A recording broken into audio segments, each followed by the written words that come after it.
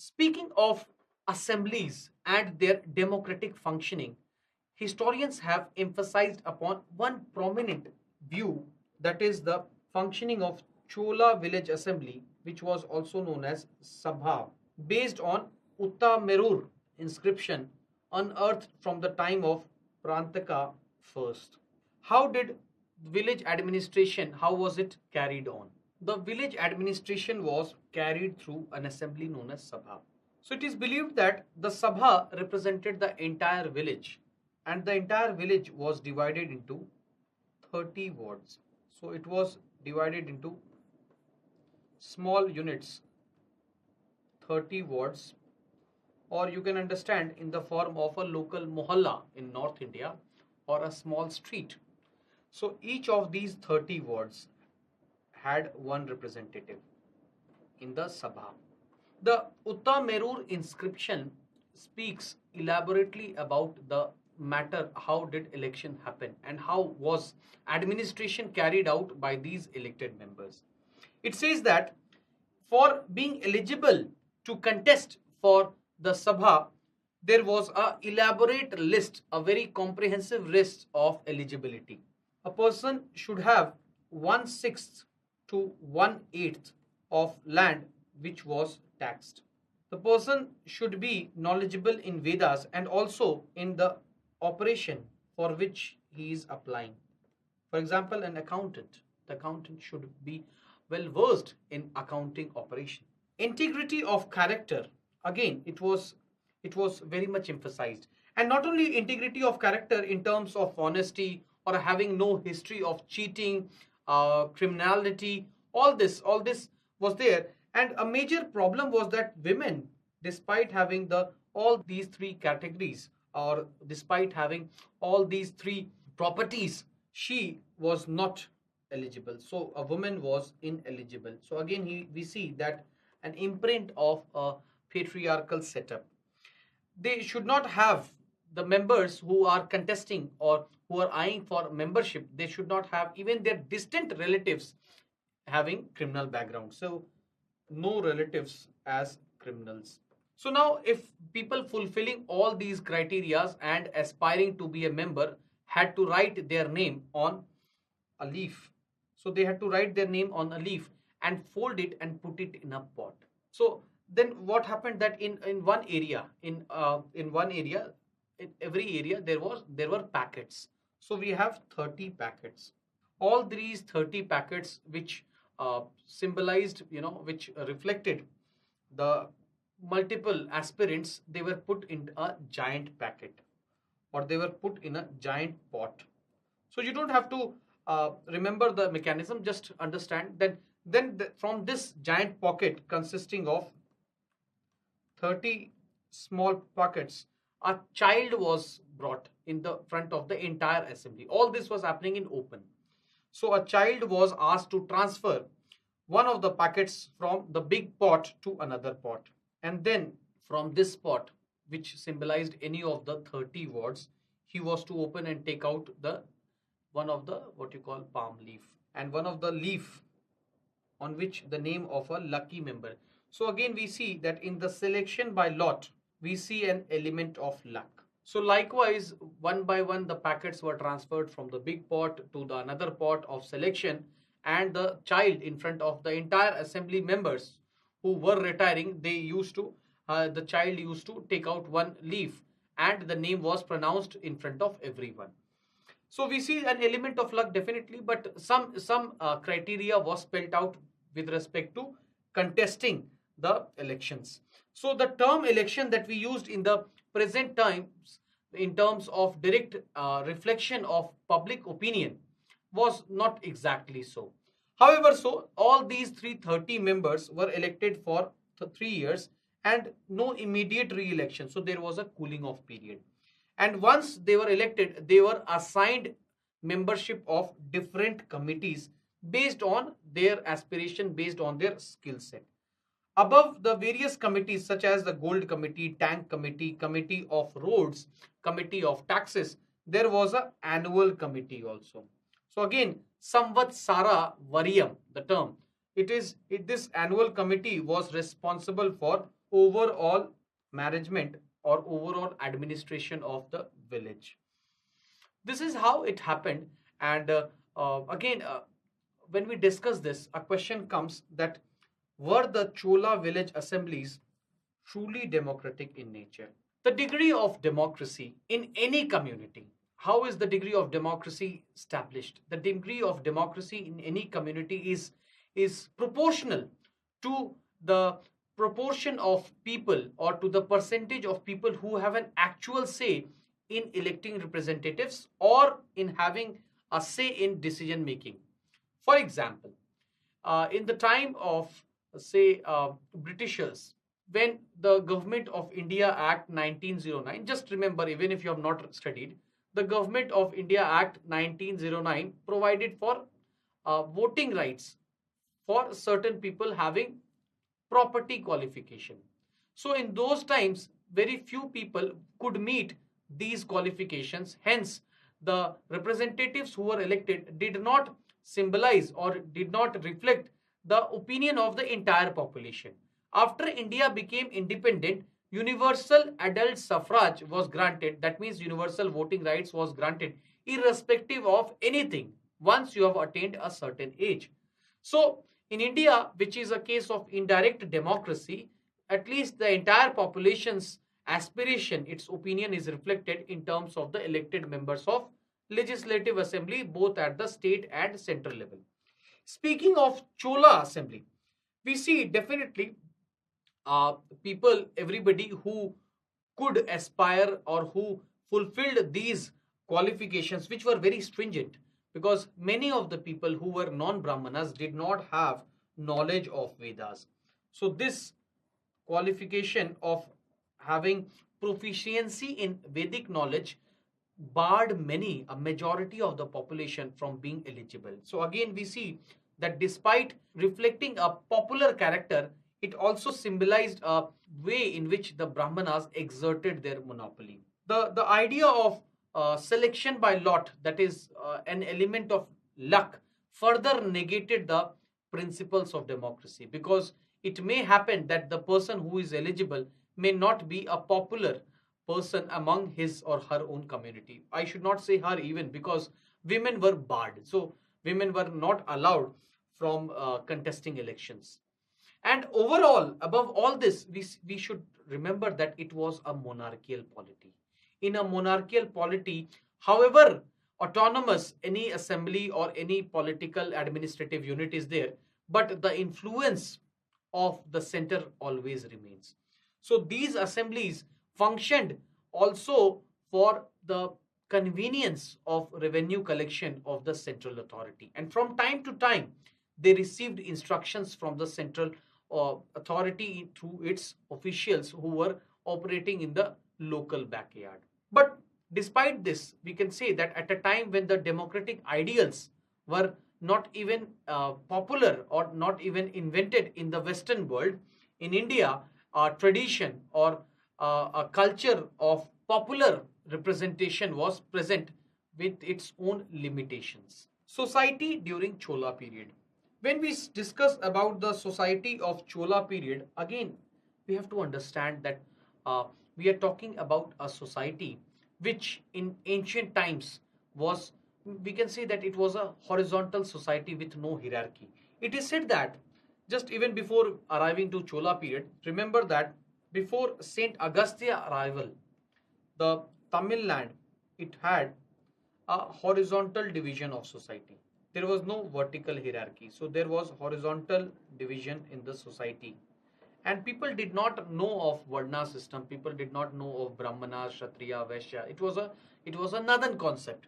So people who lived in various ecology or in various topography, they had their own means of subsistence. They had their own livelihood means. They had their own gods, and accordingly, they were autonomous in their own ways. Then comes Saint Augustine. Saint Augustine comes around the Sangam age, and he introduces the Vedic notion of fourfold Varna system. Because of this, we see a transformation of the Tamil land society. a transformation into two strata. So here we have Brahmana, and then we have everybody else who was not a Brahmana was treated as a Shudra. Now again, this Shudra class was a majority class. The Brahmanas remained as a numerical minority. Within the Shudras also we find various stratas are there. So various stratas depending upon occupation. So we see occupational hierarchy. But again, all of them were Shudras. The concept of purity and pollution is more stringent in South Indian society. Again, when we hear of news such as we hear of the lack of access to women because of their menstrual hygiene during particular phases in some of the temples, it again re-emphasizes the increasing orthodoxy or the concept of purity and pollution which exists in some of the South Indian temples even in the present times. Even in those times, after Saint Augustine's arrival and what we call as the Aryanization of South, we see a twofold classification.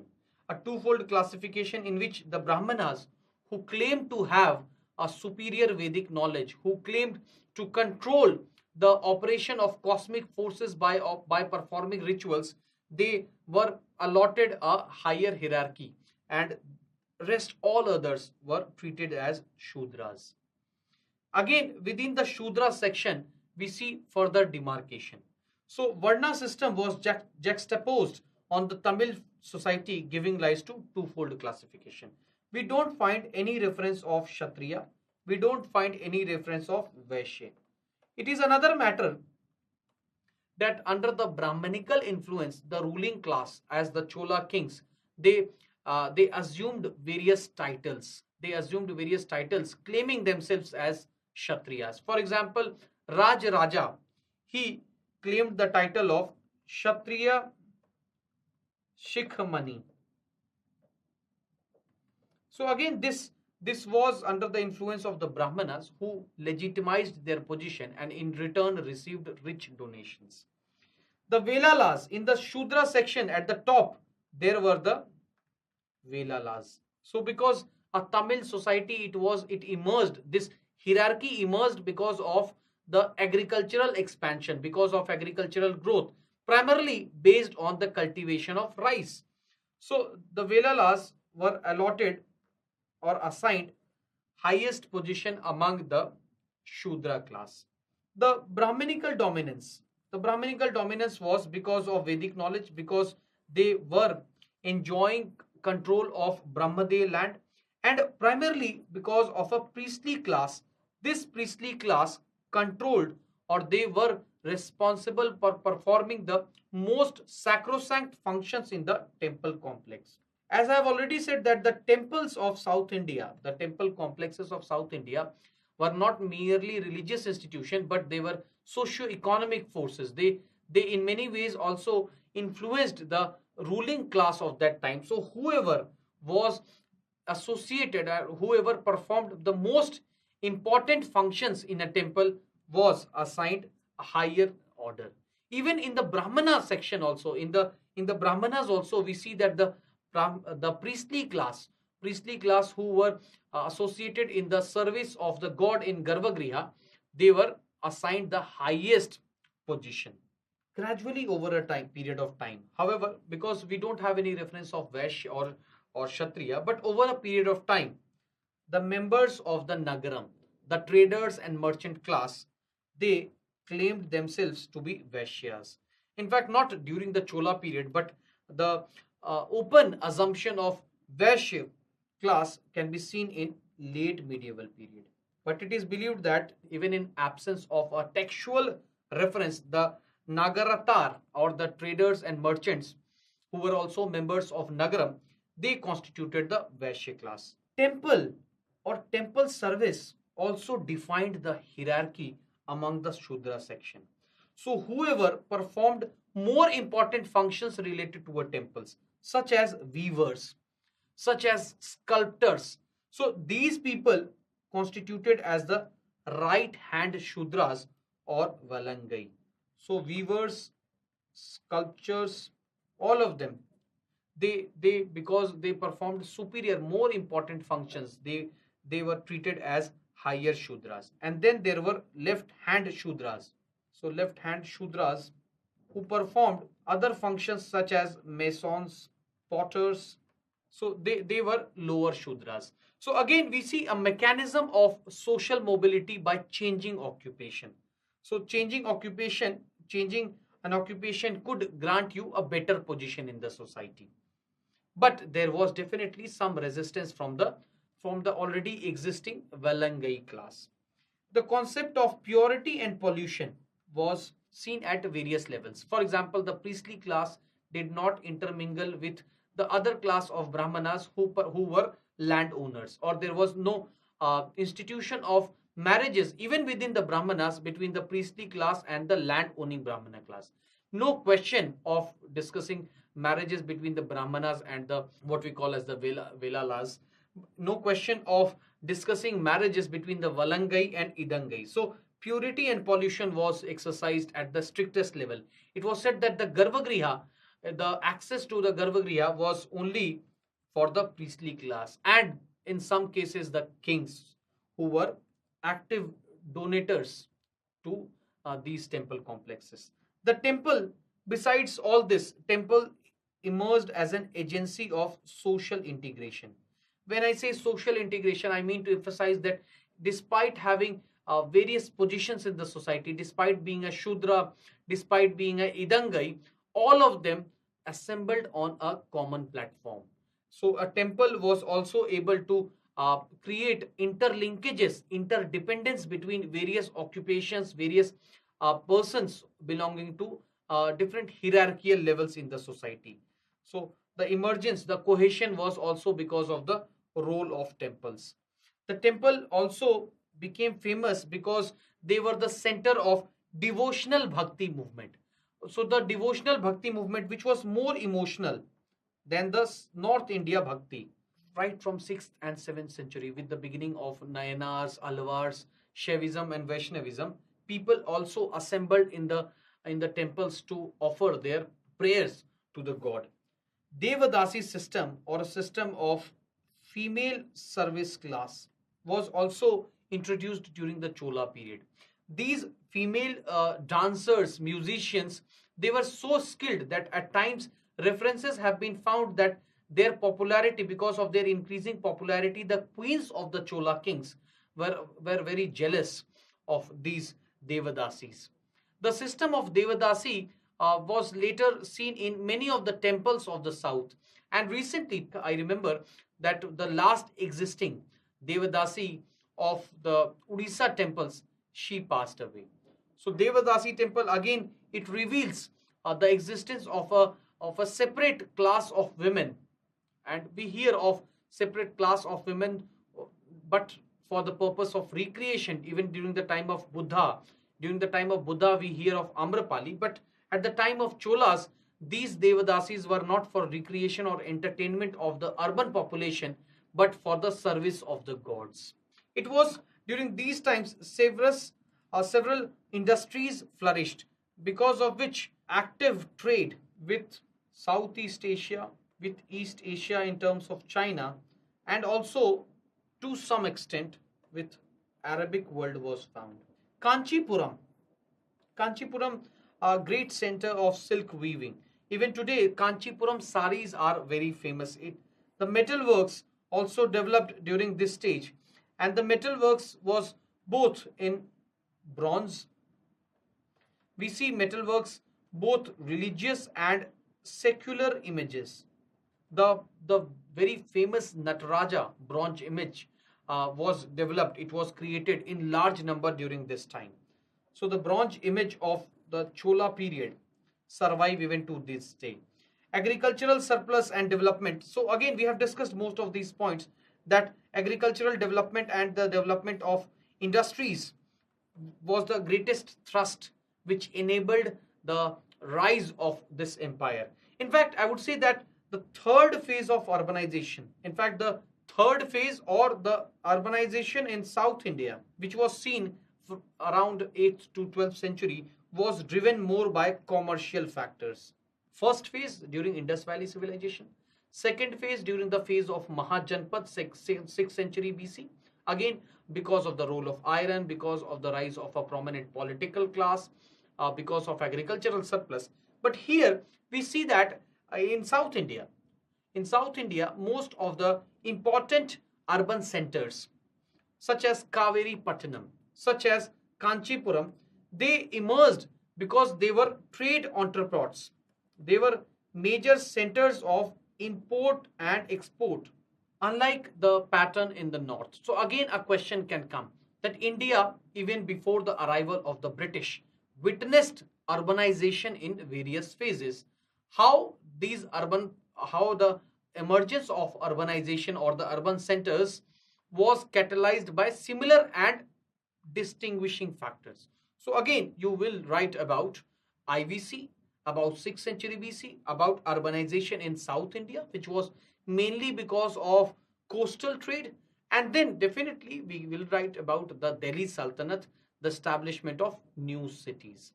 Gold, silver, and copper coins were issued in plenty of various denominations, but alongside the issuing of coins, we also have the use of land grants for making payments.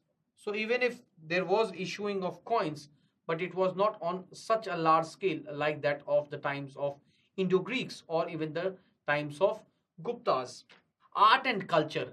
Most of the discussion on art and culture, the elaborate discussion, will be covered in a separate segment in your art and culture, but we will just briefly go through the major components. Dravida style of temple architecture.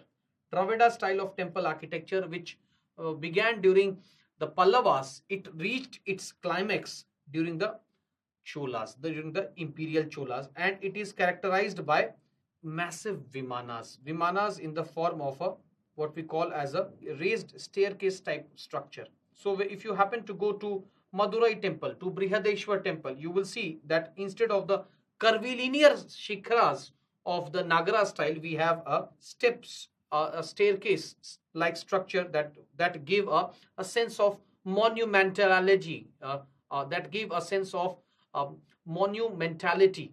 So it was very sky high, and in fact one of the observers, one of the historians say that Percy Brown has spoken about that as and more the Chola Empire was becoming prosperous, so was the height of the Vimanas. Brihadeshwar temple, Raj Rajeshwar temple, it they symbolize the climax of temple building in South India. And not only it was about vertical expansion, it was also about horizontal expansion also. Horizontal expansion in terms of the emergence of multiple shrines, which gave rise to a elaborate temple complex. What is prominent about the temples of South India, about the temples during the Cholas, that we find the images of kings and queens also. So images of the kings and queens alongside the gods or in a separate shrine. So whenever the king used to return from a successful military expedition or to commemorate an important incident, they used to raise their own structure. So again, we see an emphasis on personality cult, on inculcating personality cult in the population, because remember that these ruling class, they had not emerged from a distinct kshatriya background. They needed to legitimize, or they needed to emphasize on various ideologies to keep their position stable, to increase their acceptability during the among the masses. So this was one of the ways in which they also wanted to create a indelible expression in the course of Indian history. Cholas also expressed their patronage to art in the form of metal sculpture. Metal sculpture was developed during the lost wax method, something that was also during IVC. Lost wax method, in which wax is used, any model. If you want to create, for example, this pen, a bronze statue, which can be hollow or solid, what I have to do is I have to create a wax replica of it. A wax replica which can be easily made, because it can be, wax can be chiseled into any shape. Then you cover it with mud, and at the top and at the bottom you pierce a hole and slowly start pouring molten metal. Gradually, the molten metal will melt the entire wax, and the molten wax would exit from the lower hole, and over a period of time it will be completely replaced by molten metal. When molten metal starts coming out, this hole is closed and it is left to cool, and then the mud is gradually removed and we have a metal replica. So this was there. These cholas, the cholas were Shaivite. Because they were Shaivite, so we see most of the temples are dedicated to Lord Shiva. So even the in the opening slide, the temple, that is the Vijayalaya Choleshwaram temple, it was dedicated to Lord Shiva. Shaivite themes are there, and we find a number of images of Nataraja Tiruparantaka. So we find these images, and here we have Shiva having four arms. Fresco paintings. So paintings developed in on the temple walls. We don't find a lot of emphasis on independent paintings. So we have paintings on the temple walls of the of a number of temples. Music. What is remarkable is that despite all the resources wherewithals they had, we don't find evidence of court music. So whatever development in the field of music took place, it was in devotional music by Nayanars and Alvars. Literature. So the period of 8th to 12th century. Again, understand the overall theme. The period of 8th to 12th century in South India was a period in which Sanskrit continued as one of the prominent languages. But besides Sanskrit, we also see the rise of regional languages. So, in the case of Cholas, also we see that growth of Tamil classics. So, Sanskrit remained the language of ruling class. Sanskrit was a language which was used by the Brahmanas, but among people, the devotional elements, we hear of the Nayanars and Alvar saints composing, writing, compiling their texts in Tamil language. We hear of the development of Kannada and of Kamban Ramayan. So, a number of works were there in local languages also. So, examples are Jivak Chintamani, Kamban Ramayan, which was an adaptation of the Ramayan written much earlier. Sanskrit was limited to mainly to inscriptions of kings and temples. So again we have all the examples. Kutan composed Parani, which deals with Vikram Chola's Kalinga war. So even speaking of these works, we find that the Chola royalty is emphasized. In these inscriptions, many of these inscriptions date on the basis of the ruling year of the king. So at a time when the rest of India was undergoing feudalization and fragmentation, the rule of Chola is a very good example of the last bit of effort to integrate or to emphasize upon royalty or monarchical character of a state which emerged from humble backgrounds. So again we have example of multiple compositions, which is important from your prelim point of view. We have example of Periya Puranam, which is also known as Tirutondar Puranam. So these existed alongside these works. We also have the evidence of development of Kannada, and in Kannada we have three prominent figures: Pampa, Pona, and Rana. So you can keep a track of these books also. So remember, from your prelims point of view, all that we have covered is very important in terms of the expeditions. But the recent trend of UPSC is that it has focused more on socio-economic.